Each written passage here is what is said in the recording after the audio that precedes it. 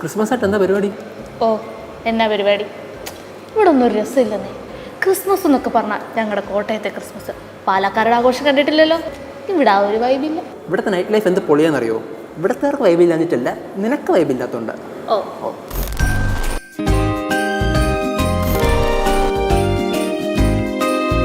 വൈബില്ല പോലും വൈബ്, അതും നമ്മൾ കോട്ടയംകാർക്ക്. ആ പറഞ്ഞത് മോശമല്ലേ? തിരുവനന്തപുരത്തെ ക്രിസ്മസ് ഒന്ന് കാണണമെന്നാ പറഞ്ഞത്. എന്നാ പിന്നെ കണ്ടു തന്നെ കളയാ അല്ലേ? ബാ പോവാ. തിരുവനന്തപുരത്തിന്റെ നഗരക്കാഴ്ചകൾ ഏറ്റവും ഭംഗിയിൽ കാണാൻ പറ്റുന്ന KSRTC സ്വിഫ്റ്റ് ബസ്സിലാന്ന് പൊതുവെ ഒരു പറച്ചിലുണ്ട്. നമ്മളായിട്ട് എന്തിനാലും ആ ധാരണ തെറ്റിക്കുന്നത്? പോയി കണ്ടു കളയാം.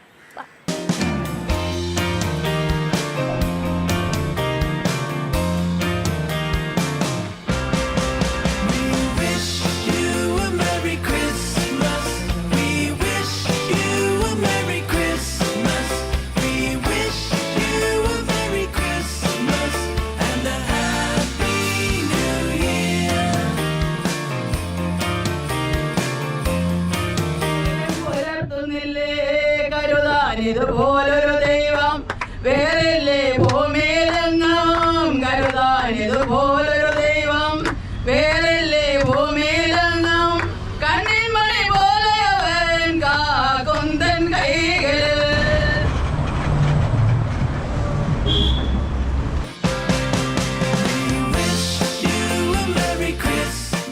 വെട്ടുകാട് പള്ളിയിലെ കാഴ്ചകൾ കാണാതെ തിരുവനന്തപുരത്തെ ക്രിസ്മസ് അല്ലേ?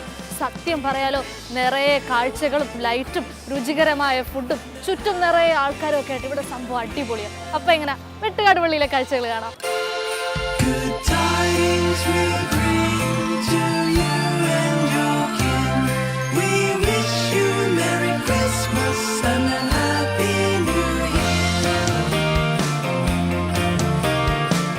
എന്താല്ലേ 2023 ഇന്നലെ കഴിഞ്ഞ പോലെ തോന്നില്ലേ? ദേ 2024 കഴിഞ്ഞു. ഈ വർഷമെങ്കിലും നന്നാവണ്ടേ?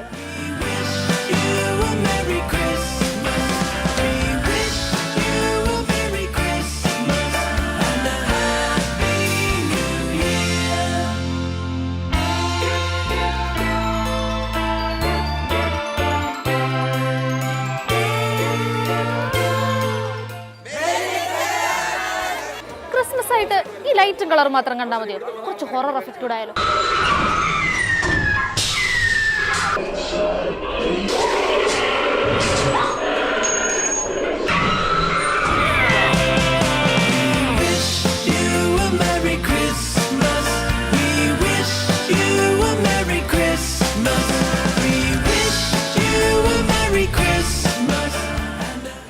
അപ്പൊ വിചാരിച്ച പോലല്ല, തിരുവനന്തപുരത്തെ ആഘോഷം ആകെ മൊത്തം കളറാ. ഒച്ചയും പാട്ടും ബഹളവും ലൈറ്റും ഒക്കെ ആയിട്ട് ആകെ മൊത്തം ഒരു അടിപൊളി ആഘോഷം.